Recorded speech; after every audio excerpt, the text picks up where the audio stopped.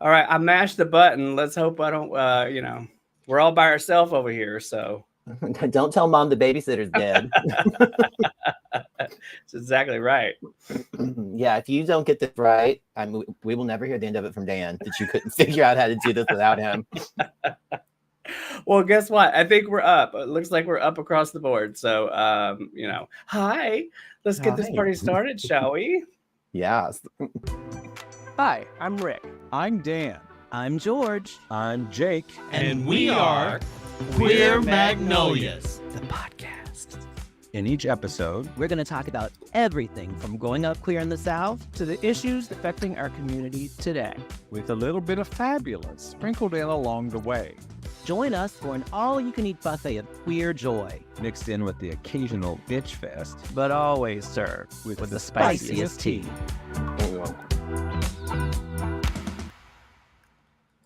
Hey, Hi. it's just us, honey. I mean, when the juice is loose tonight. I know, honey. You have almost reached your goal of having a one-man show. I just have one more person to Just take one out. more to knock out, and then it's all Rick, all the time, all nude, all live. That's right. It's crazy. So, what are we talking about tonight, George? I think we're gonna ask some question or take some questions from our audience, since you and I have no idea how to run A show, exactly. Exactly. We don't know what we're doing. We've never done this. I thought we could just do like a mad grab bag of just no specific topic, just talk about anything and everything that comes to mind. So, Very good. Very good. So what's on your mind, Rick? well, first of all, Aaron is exactly right. I am. It is the Rick Show all day, every day. So, first of all, can we talk about this lovely little coffee mug that I got, Swift Tea? Oh, love. Love. Are you drinking coffee out of it? Of course, Mhm. it's tea. Actually, I'm drinking tea. Uh-huh. Nescafe. Exactly. The rich Bonjour. taste of Folgers. Bonjour. That's funny. That is All right, first question up is from Aaron. How do you feel about the new Melrose Place reboot? Did you read about that today?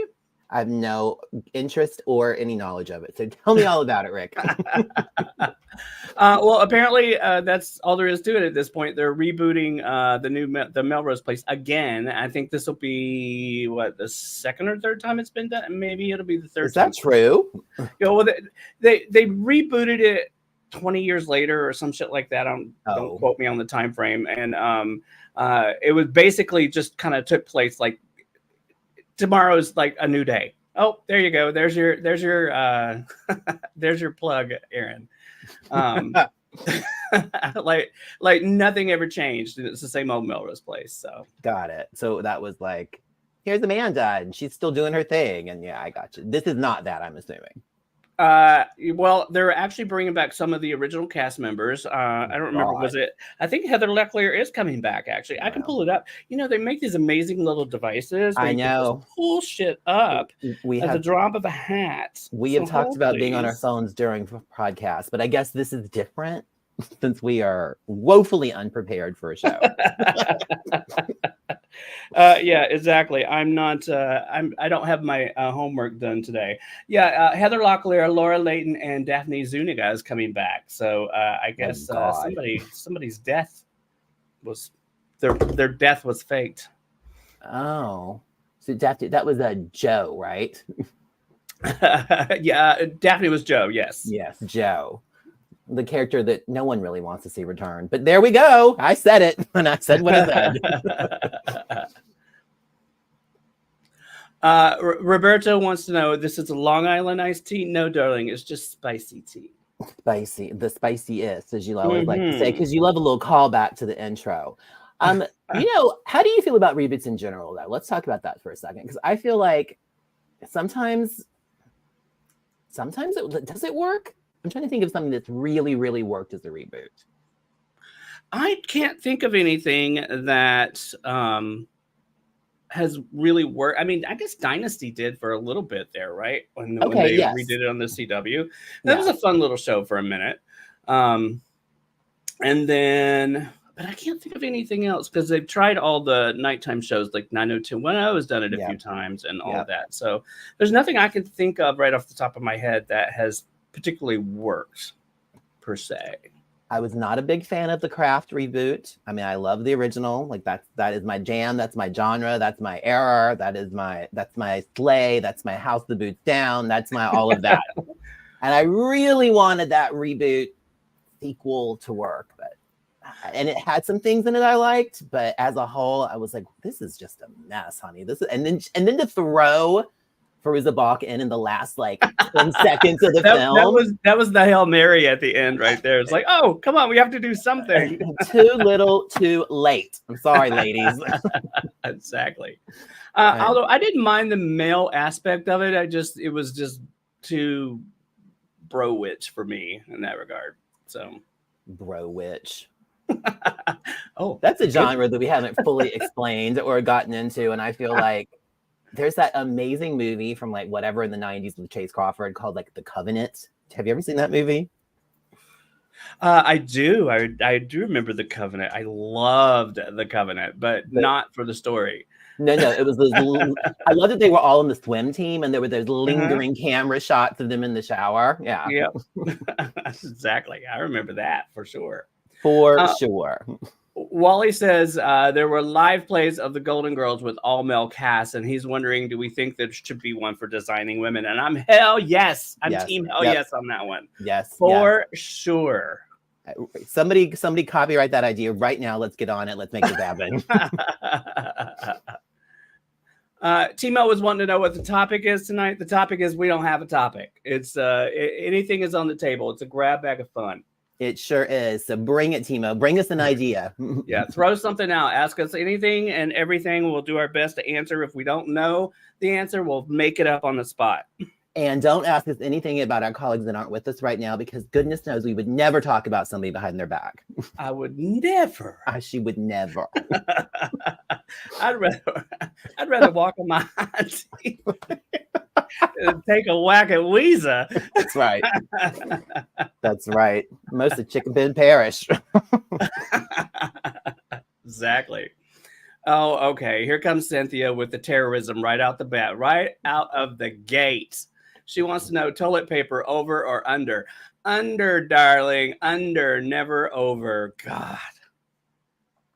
What is this? So I feel like I sent you very recently something from the interwebs that was a picture of the patent, the actual patent for toilet paper that illustrated that it goes over, and case closed. And that how is did how I, it was. And patented. how did I respond to that? I responded to that with blocks. Do you think I listened to your responses? I have made my point. The phone is closed. I'm not listening any longer. The phone is closed, like like these phones we used to have. A little flip phone. There you go. I'm gonna be honest. I loved this motion with the phone. Like I kind of missed that. Can we bring that back? Right. Well, didn't they make a flip phone actually now? That's a smartphone. So. Maybe, but like if it's not an iPhone, I'm not gonna buy it. That's just how it is. Oh, okay. Here's one for Danny. Who's not here to defend himself.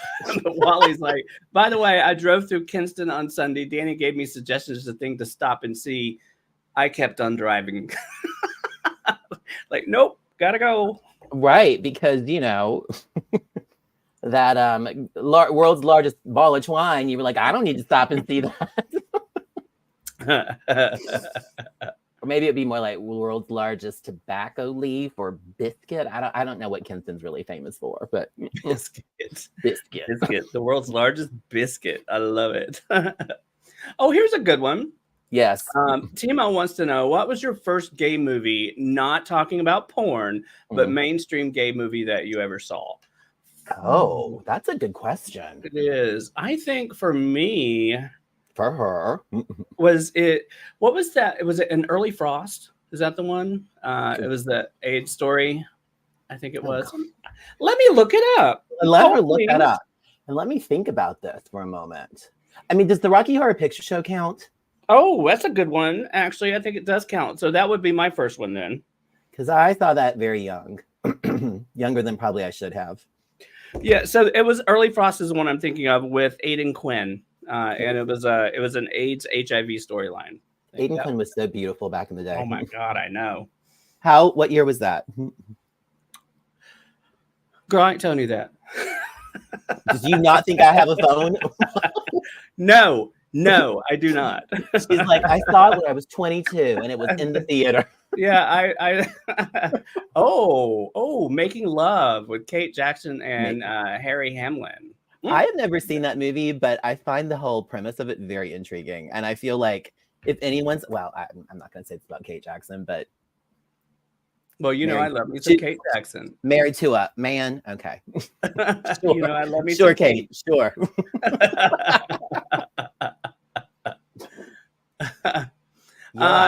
Tim, what's the first movie you saw? That's the question I would throw back at you. Yeah. I think that's a good question for anybody who wants to chime in. Let's talk about Okay, I'm getting text messages now with people trying to show me, Wally, this is incorrect. You're blocked, darling. That is not how toilet paper goes on the little thing. Wally, you're correct. No, always. You're not. You can be on my team. It's the winning team. I may not play fair. I may not play fair, but I'll win. Well, I love that motto. So, I thought somebody else asked something. Who was it? Cynthia's like, what's the most tourist trap thing you've ever done while traveling? Those fucking sightseeing bus. Sorry. Now I'm cursing. Danny's not here. Now I'm cursing. Now you're Dan. Yeah. Somebody's got to do it. Those sightseeing buses, the get on, get off buses. When I go to cities, I love those. That's one of my secret guilty pleasures. When I go to a city, especially for the first time, I'm a big fan of do all the touristy stuff. I can't do a thing about that. I can't do a thing about that. Bus is here. Yeah, exactly. Get on, get off. Someone's stealing your car, Rick. But I'm a big fan of the get on, get off buses, and especially on day one, because I want to sort of get like an overview of the city, get all the information. Then I can kind of decide where I want to go from there. If I'm in a new place that I've never been to before. I feel like you've always been a get on and get off girl. I have nothing to say to that. Moving on. Right. Nothing to say in the live to that. Exactly. Roberto says Gods and Monsters, which is actually a really, really great movie too. Yeah, but what year did that movie come out? It wasn't that long ago. No, I want to say probably in the last couple of decades. Maybe? It's during the Brendan Fraser years. For sure. I want to say within the last 20 years. You know what? It's crazy to me that 2000 was 24 years ago. That's just insane to me. I refuse to believe it myself. Are you looking? Because I won't look. I am looking. All right. We don't need to both not be looking at the camera. Right. Exactly. Let's see. Well, if George could spell. While you're looking, Timo's response to the question was Making Love. That's the movie the first gay movie he saw. Mitzi has joined on. By the way, 1998. Oh, and Aaron done popped in. Look at Aaron. They're always the producer in the background. I love it. Thank you, Aaron. Did you just say what I said? Because I got there first.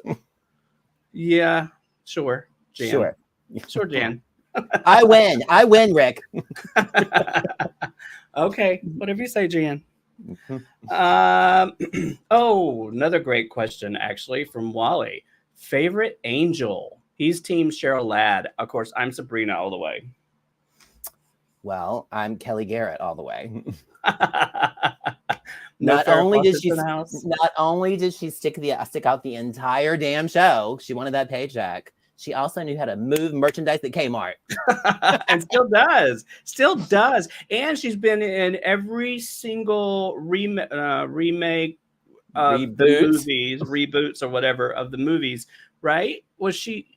Yeah. Was she in the first one with Drew Barrymore and Lucy Liu and Cameron Diaz? I don't know. I know she was in the second one, but I don't know if she was in the first one.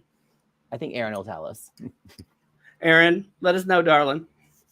So that's. But I know she's been in the second one, and then she was also in then the next one after that was the most recent one, right, with the mouth breather, Kristen Stewart. I feel like that's a reboot that's worked. I actually watched that not too long ago, and I'm not gonna lie, I actually really like. The first time I watched it was on a plane, and I was like, but then I was like, I'm watching it on a plane, so the screen is like this big, right? But you watched which one? Like the original first with like Drew and No, I saw those in the movie theater. I'm talking about the one with the latest one with Kristen Stewart and the blonde that I love. What is her name? Cocaine Bear. I doubt that's her name, but yes. But no, I'm talking about that franchise of reboots. I think that worked. Oh, the franchise. Yeah, actually, I think that would classify. I think it did work. Yeah, I really enjoyed the last movie more than I thought I would. I was like the other day, I was like, I'm going to watch this again just because, and it actually was really enjoyable. Weren't you a fan of the Fantasy Island reboot? Wasn't it you? So it was me. I liked the first season. When we come back to the second season, I kind of was like, I just couldn't stick with it. So, but I did kind of like. I think I liked the new Rourke that was taking over. I liked her a lot. Here's the thing, though. Like, to be very fair about that, the entire idea of Fantasy Island, the original Fantasy Island, it's so stupid. Like, how many of that could you actually watch anyway, being the original or a reboot? Like, the whole concept to me is so like, okay, Twilight Zone on an island, great. We get it. All right, so all our fans are now entering the chat. I've got, hey Aaron, I haven't talked to you in forever. Hope you and the wife and the kid are doing well. Good to see you. All right, so Aaron, Timo wants to know, when you go back to your hometown, how much has changed, or how it has very much changed. Oh my God. In Mount Airy, North Carolina, nothing has changed. It's the same stoplight that I grew up with, and there's one. It's ridiculous. Okay, I am the complete opposite. Surprise, surprise. Last time I was home, which was like 6 months ago, I went back to like my actual hometown for the first time and hung out with like people that I went to high school with for the first time since graduation, and went out on the nightlife. There is a nightlife scene. There's a bar scene. People are reinventing like downtown. I was like, oh my God, like I feel like I could actually live here again. Like it was crazy different. Now, Winston-Salem was very much that for me. When I've gone back to North Carolina and gone down to Winston-Salem, the whole downtown scene is very different from when I was there. When I was there, I got robbed 3 times at gunpoint when I grew up there. But having gone back there, there's just this vibrant nightlife in downtown Winston-Salem that I really enjoyed. Now, Mount Airy itself has not changed, right? But except they got a Starbucks. They've got one Starbucks, so I give them that. But I'm saying like this wasn't even like the big town. This was Wilson, North Carolina, and they have a Pride now. They've had it like this is like their 4th year or something. They're doing Pride. Like, I mean, girl, that's fantastic. It's right. Because of me. Yes, you did that. You led the way. I did that. I led the way. I don't know why I've yet to be invited to be Grand Marshal of their parade, but I'm waiting for the invitation. I'm going to scroll back through here and make sure I'm not missing. There's a lot of comments coming through, so that's fine. I know, it was great. Cynthia's gay movie was "It's My Party" in 1996. I think it was. All right. Aaron makes a good point. The TV show reboot of Charlie's Angels did not work. That's the one with God, I can't remember her name. Her name is. She was in Titans. Anyway, it didn't work. I agree. It totally didn't work. And then Wally says, I think you may have covered this in an old show, but how old were you when you had your first gay crush? Wally was 10. I would say I was probably somewhere around the same age, but I didn't have the words for it at that time. I think back on it now, I'm like, yeah, I was kind of crushing on him, but I just didn't have the words for it at that time. I just knew that. Was this the Boy Scout camp incident? No, it was before him. But there is that one too. There is that one. I wouldn't call that crushing as much as craving. Oh, that's a good point. Let me think about mine. So, but let me ask you this. So I know. Yeah, I was probably, I guess I'm going to be safe and also say 10, because that seems to be like we're accepting 10 as the age. He was the son of the man that owned the land that my grandparents rented the house from. And it was this big farmland. And so he would show up and farm things. This was yeah. With a menthol cigarette and some white. No, not at all like that. He was, and his day job. Well, anyway, it was I was 10. All right. Timo says his first gay crush was in 5th grade. Dwayne was his name. Dwayne. All right, Dwayne. I wonder where Dwayne is now. Well, Timo, tell us where Dwayne is, because I know you're keeping up with him. Because you know. you know. So, all right. What's one thing? This is a question for me. What's one thing that really you think is the stupidest thing in the world? It just makes you absolutely insane when people do it.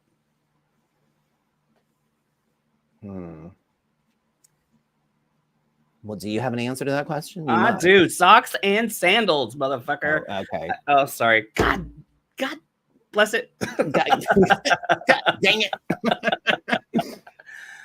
Socks and sandals. I don't mind sandals. I don't mind socks, but I don't ever want them together. Never the twain shall meet. Exactly. I cannot tell you how it's insane.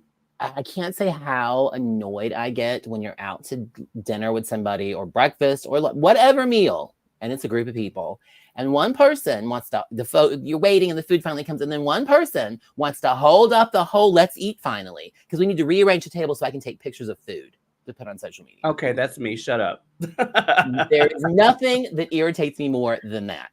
That is me every single time. Shut up. I'm like, girl, it is pancakes. We have seen them before. I have let many a steak get cold because I'm like, nope, I got it. Wait, oh, this is it. Wait, got to move over here. So, all right. Well, the next time we have dinner, that ain't happening. Which is Friday, darling. It might happen. Yeah, it's the rearranging the table for me. We're like, move that, put your thing. Like, no, girl, no. Leave me out of your shoot, Fellini. That's hilarious. Okay, so there are a few more actually that make me insane. What about when people clap when a plane lands? Like, you're clapping because the pilot did their freaking job. Come on, man. It's his job to land the plane. Why are you clapping? Shut up. Plan to get up, get your bag, and get out of my way. That's what I need you to do. Get up and get out. Right. Oh, good question, Cynthia. But is that going to put some people on the spot? I don't know. So Cynthia wants to know, who is your ride or die BFF since kindergarten type of friend? Not a damn person. Like I don't have anybody behind. I don't have anybody left from North Carolina. I couldn't wait to leave those people behind. Goodbye. I mean, we're all from North Carolina, but we didn't meet till we got here, so that changes everything. Ride or die. God. But I don't know. I would probably put Danny in that category. As much as he can get under my skin sometimes, if he called in the middle of the night, doesn't matter what's going on, I'd get up and I'd go wherever I had to be. So it's also a short trip for you. Well, this is very true. Although there have been times he's called me from Long Beach, and I was like, God damn, bless it. Wow. Devil. There's times that, I've had to, get up, and, he's done the same. He had to come and save me from in Ojai once, because I had stopped and put some oil in my car, and I wasn't paying it. I took the cap off and I set it down on the inside of the thing. I wasn't paying attention. I shut the hood and it shattered the oil cap, and I couldn't drive the car. And so he had to drive up to Ojai and take me to buy a new thing for my for the car. That's a good friend because Ojai is not close. Nope. Don't worry. He never lets me forget it. So well, as neither would I, honestly. And now that I know the story, I'm also never going to let you forget it. That's lovely. Wally says he's still close with neighborhood friends from age 3. I don't know that life. yeah, that's lovely for you, Wally. Exactly. No, I think that's great. Actually, I do. There are friends from my childhood I wish I were still close with, but I'm not, and it's okay. So yeah. Next question. All right. Next question. Who's got something? Throw it at us.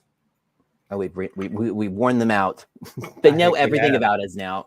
Yeah, well, I mean, after 7 seasons, how could they not? I know, and almost 100 episodes, which is crazy to me. All right, here's something else that irritates me. Yeah, I can't stand people that take up 2 parking spots when they park. I'm obsessive about my lines, and it just drives me absolutely insane that you can't manage to park your car in between the 2 white lines at the parking stall. What's wrong with you? Can I remind you of a little story you told us about you parking in front of an Italian restaurant? No, you cannot. That had nothing to do with parking between the lines. That You're right. Driving up on the curb in the middle of the night. You're right. You were just parked in the street and kind of on the curb. That's fine. My car went from this to this. And then I had to back up, and it went from this to this. And then I pulled around to the front. Everything was fine when I got out of the car. And 45 minutes later, after dinner, I got back in the car. Every friggin' alarm in that entire car was going off. I was like, okay, what is happening? So because you refused to park in the allotted space. Wally wants to know, sorry, got a bat. Yes, you can have that, Wally. That's yours. Done. And Cynthia wants to know, would you ever run for an office? Well, as a matter of fact, Cynthia, I will have you know that Wally actually did run for an office in North Carolina. So you two should actually talk about that because he had a very interesting run and I loved him for that. I respected his reasons for doing so. Me personally, I'd probably never run for a political office again. I did it in high school and I'll never do it again. So. And I think I have a lifelong title that I will hold forever of HBIC. So that's all I really need. And RBF. Well, yes. All right. Aaron is trying for a self-plug here. What's your favorite audio drama podcast? And he said there is a correct answer. I would think there's more than one correct answer. I think there's 2. Well, Rick, what's your favorite? Well, I don't know. I mean, it's hard to pick, right? I mean, there's so many, but I'd probably say, have you ever heard of Old Cove or Tomorrow's a New Day? You know what? So funny. I was going to say the same thing. There's a character in Tomorrow's a New Day called Sutton who is so freaking mean and evil that you can't help but love him. Oh, was he the one that like mid-season his voice totally changed? That's the one. I love that. I love that evil queen. Yes. Mm-hmm. That took a lot of work. So he's the needy one. Yes. Okay, darling. Careful. The needy one. The best laid plans of mice and men, Sutton. So Timo makes a very valid point. Yes. And I'm not going to read it out loud. Oh, is it something about how we can't do this without Dan and Jake? Kind of, yes. No, are you serious? Dan is the requisite storyteller, and that's the thing I love about Dan is if you need to just take a minute, let him go on a story. He'll do a story run, and it'll go for 10 minutes, and then you edit it out later. Trust me, I've been there. That's true. Sometimes they're much longer than 10 minutes. There was one that was 22 minutes that I trimmed down to 7. I was like, whoa, Lord. So you should take all those outtakes and put them into one long episode, and just like the Dan outtakes, just Dan constantly. Yeah, Perhaps I will. That would be amazing. All right, Cynthia wants to know favorite ride at an amusement park. Well, I'm gonna say I really love the Haunted Mansion at Disneyland. I really love Club 33. Or is that really... Disco 33 or whatever it is? I don't. What are you talking about? Secret place in Disneyland? Secret restaurant. Well, that's not a ride. So try again. Speak for yourself, darling. Well, we didn't. What about that time with those carnies and you? That's a ride. Okay, we're not. We already talked that. We talked about that in a previous season of Queer Magnolias. We could go back and listen to that if you want to hear that story again. That's right. I think it was county fairs. That was a. I look back on that night and think and smile often. That was a kind of a fun time. So interesting. I feel like next week's topic might hit on that a little bit. Actually, though, here we go. Here comes the story, Timo. Here comes the story. So, as I think about it, the person that I used to crush on when I was 10 years old or wherever how old I was in that point, it might have been within that because we were friends for about 5 or 6 years, and at some point we met up again on the night we met the Carney. It was a fun night. So I'm just going to leave it at that. Well, that was a short story. Never mind, Timo. Sorry. As I started talking about it, I was like, these are things I can't talk about live. Sorry. Okay. We can have this conversation on Friday, George. I'm not going to do it.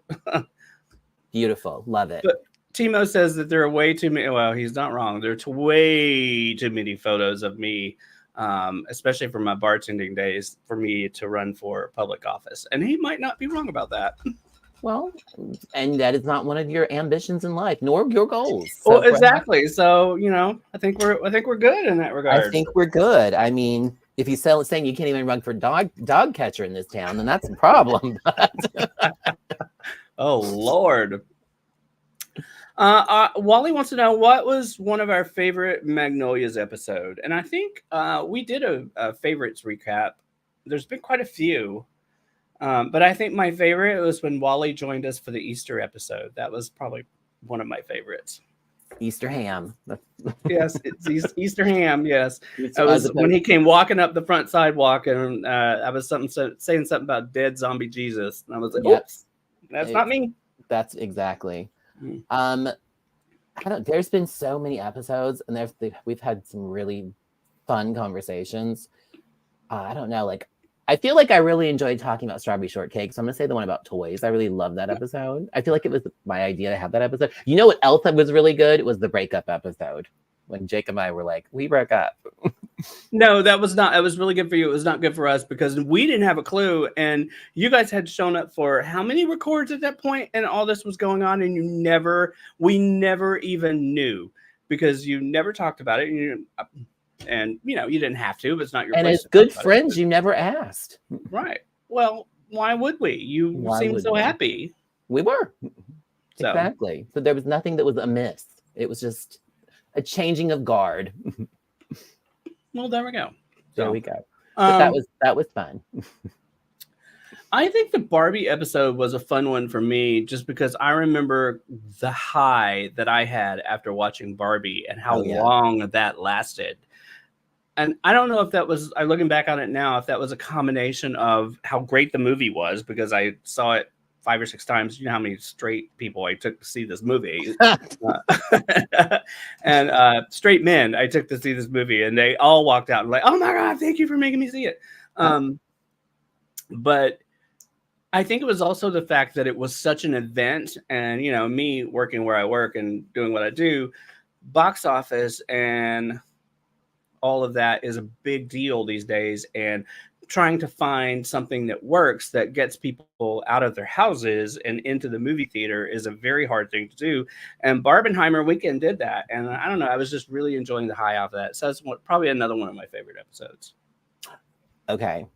This was probably my most favorite. because this was really a lot of fun. It's the one we did, which it was like you guys didn't know what the topic was. Then it was that queer Southern pop. I love that one too. That was so much fun. That was one of the things that I think I suggested. Let's do that tonight because I thought it would be a lot of fun to just kind of dive into the sort of the gay euphemisms, or Southern euphemisms.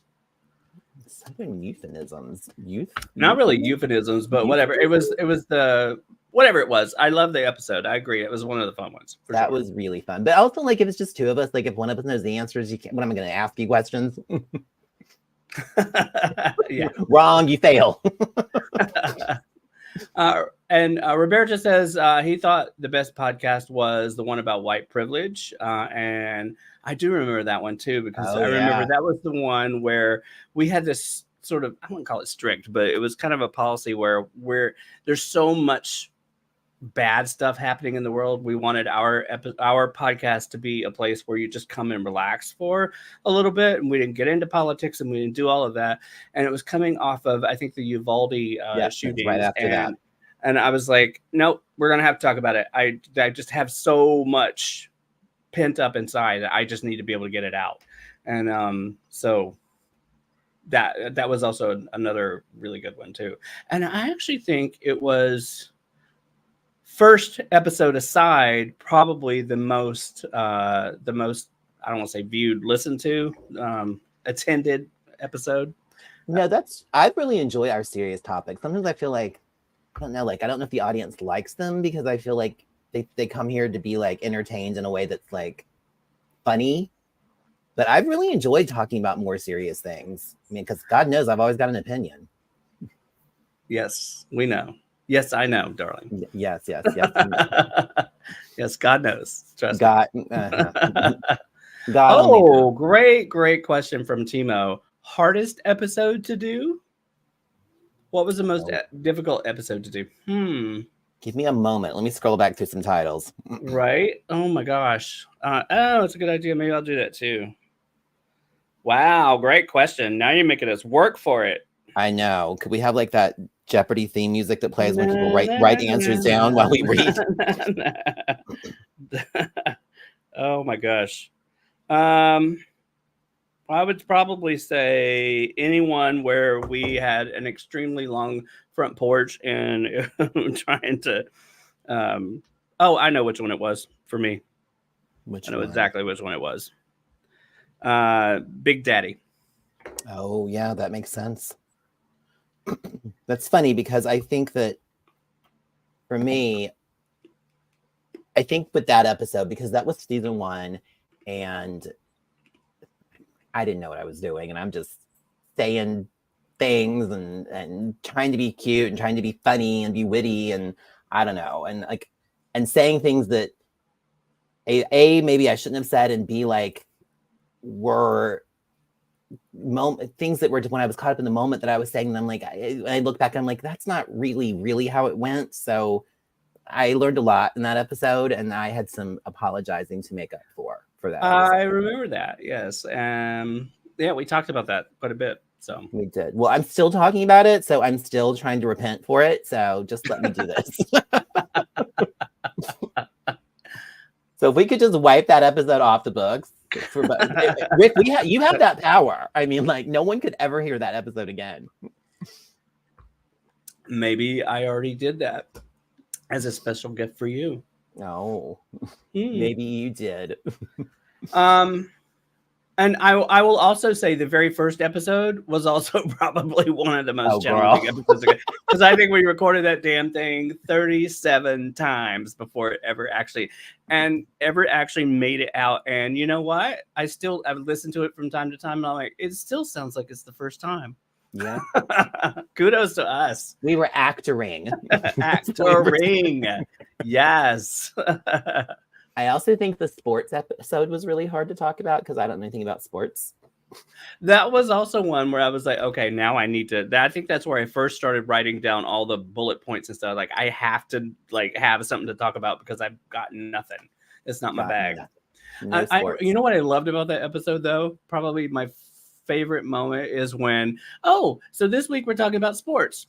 Thanks for coming. See y'all next week. I like that people were actually like make comments like, "Well, you didn't talk about sports."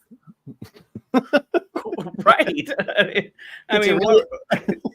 they're like, and you're shocked by this. Why? If you know me at all, you know I do not talk about sports. It's not my bag.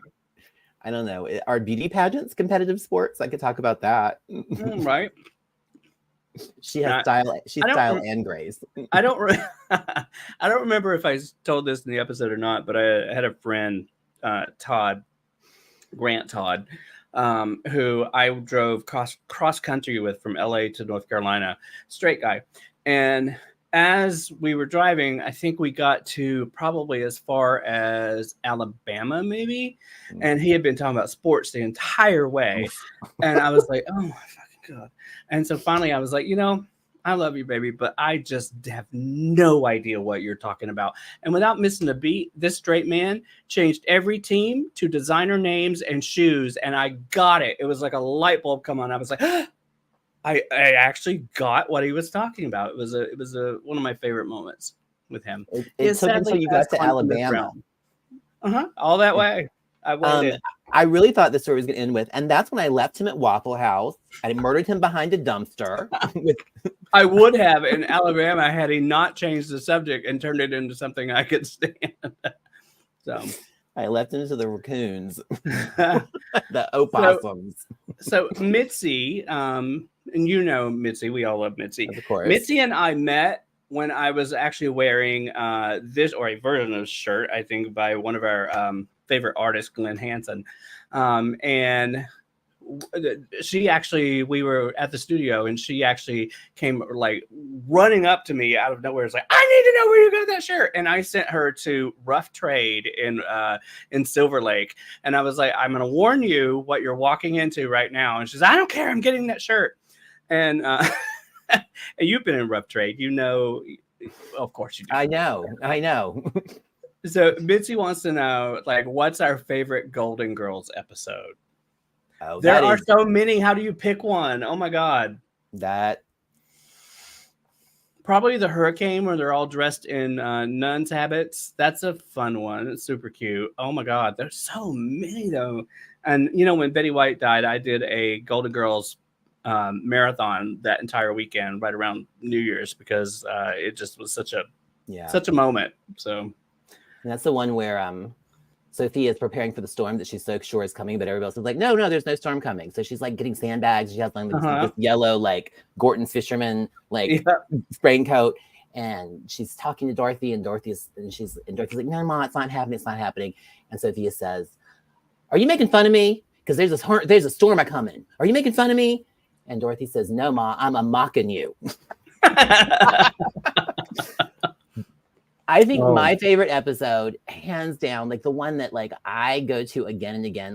There are scenes in that one that it's the one where Dorothy's friend comes to visit who's a lesbian. That episode, lesbian, that episode. Not Lebanese. Isn't Danny Thomas one? Episode is my favorite. Hands down. And Aaron, the murder mystery one from Aaron, also a really good one. That was a very good. God, there's just so many. There's such great writing. I mean, what comedy gold with those women. Jeez, wow, absolute gold. Yes, and even the episodes where you're like, there's still lines in them. Because, there's always the two storylines. There's the main story, and then there's the other side story. And even if the main story is like, the side story's got gold. Biff, take me, Biff. The moon's hanging awful low in the sky tonight, isn't it, Busty? I think we've used that one quite a bit. It's a good one. We could do a whole episode on Golden Girls quotes, much like our season 2 return, Still Magnolias, I think it was, where we did nothing but quotes from the movie. Feels like so. I feel like Golden Girls is a perennial. Without a doubt, it stays in my queue. I have to sneak one in every couple of days. 1,000,000%. Roberta wants to know if all the drinking was in real time on the porches. The answer to that question is a very emphatic Yes. That is a reason. That is what we do for you, for all you lovely people out there. We want to did give it you for you. realism. We did it for you. For you. There's nothing we won't do to entertain you. Oh, Lord. Lordy, lordy, lordy. Oh my gosh, it's already 45 minutes into this little episode. Take that, Dan. That's right. We did this without you. That's right. We look, sorry, I can't do the fingers, but I'll do that. You're going to That's edit it out. Right. But we do miss you. Come back soon. Ish. Next week. Sure.